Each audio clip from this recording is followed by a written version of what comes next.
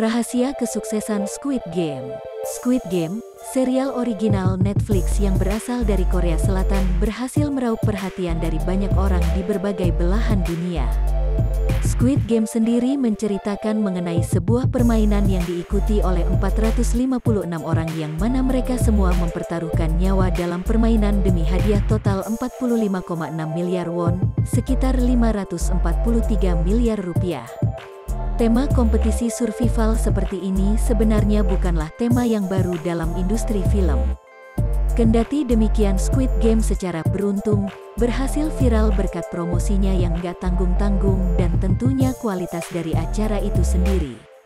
Tapi memangnya apa kualitas yang ditawarkan Squid Game sehingga banyak orang yang tertarik untuk menontonnya? Biasanya kepopuleran sebuah serial film akan ditentukan menggunakan aturan 3 episode, alias jika 3 episode pertama tidak berhasil menjaring penonton untuk tetap menonton, maka series tersebut sedikit banyaknya sudah gagal. Lalu apa kualitas yang bisa kita temukan dalam 3 episode pertama Squid Game? Pertama, relatable. Tidak seperti drama Korea lain, Squid Game tidak menggunakan pemeran yang terlalu cantik atau ganteng, dan ini satu langkah yang masuk akal dikarenakan para pemain Squid Game merupakan orang-orang yang memiliki kesulitan ekonomi. Jika orang miskin yang punya hutang hingga ratusan juta memiliki wajah yang cantik, maka kesannya pasti akan aneh sekali. Tapi dibanding relatable, lebih tepatnya cerita dalam serial ini bisa membuat penonton bersimpati pada para karakternya. Saya yakin di sini nggak banyak orang yang punya hutang hingga ratusan juta, namun kita dibuat mengerti dan bersimpati pada mereka, merasakan penderitaan mereka yang setiap hari hidup dengan cemas karena dikejar-kejar penagih hutang. Sedikit tambahan, di Korsel ada banyak sekali orang yang terlilit hutang rumah tangga.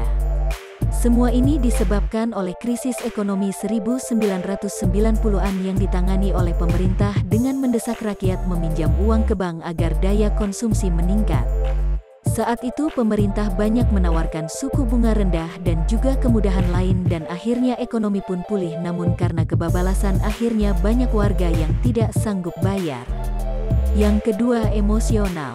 Squid Game bukanlah permainan yang menonjolkan kecerdasan otak yang tinggi, tidak juga menawarkan action yang memanjakan mata, dan karena itulah semua yang perlu kita perhatikan adalah gejolak emosional para pemain. Emosi yang paling kentara dalam serial ini adalah keputusasaan, ketakutan, keserakahan, kekejaman, kekecewaan, dan tentunya harapan.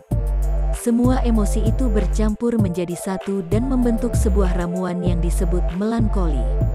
Setelah kita dibawa untuk bersimpati pada tiap karakter, kita kembali disodorkan kenyataan kejam mengenai sifat dari manusia. Apa yang membuat perang emosional dalam Squid Game menarik adalah tensinya yang naik dan turun dengan cepat sehingga menimbulkan ketegangan. Pertama, kita akan diberikan sebuah harapan, lalu ditampar dengan keputusasaan, lalu kembali diberi harapan kecil yang membuat kita menahan nafas untuk mengetahui apakah harapan itu dapat kita pegang atau tidak. Ada sebuah teori yang unik mengenai harapan dan keputusasaan ini. Mark Manson, seorang blogger terkenal, menyebutkan bahwa lawan dari kebahagiaan adalah tidak adanya harapan. Dalam bukunya yang berjudul Everything is F***, Mark menyebutkan bahwa jauh di dalam hati kita menginginkan keberadaan seseorang yang bisa memberi kita harapan, yang bisa menunjukkan pada kita bahwa matahari akan bersinar kembali. Dan karena itulah keberanian, ketabahan, dan juga perilaku heroik mengambil peran penting dalam film ini. Di situasi yang kita kira tak lagi punya harapan, pahlawan-pahlawan itu muncul dan menyelamatkan kita semua. Siapapun yang menulis cerita serial ini pastilah sudah paham betul psikologi manusia.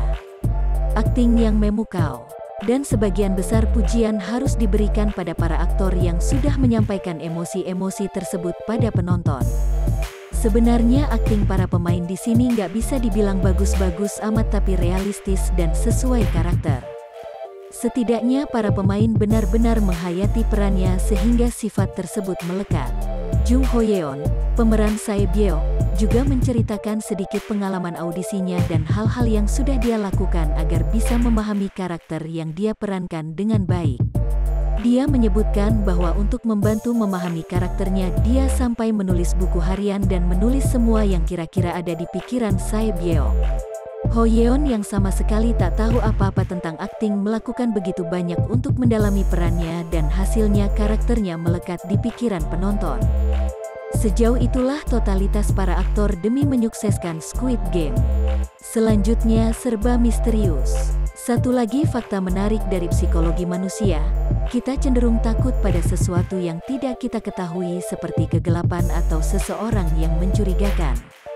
Dalam game ini para pemain sama sekali tidak tahu siapa yang sudah membawa mereka ke dalam permainan dan juga tak tahu siapa atau malah apa yang tengah mereka lawan.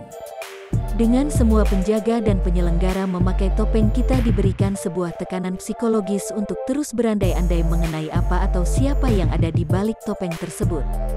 Karakter yang misterius, tarikan nafas yang meresahkan, orang-orang yang tidak dapat dipercaya.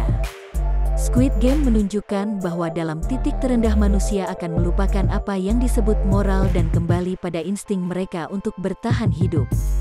Segala hal akan dilakukan demi bisa mencapai tujuan masing-masing.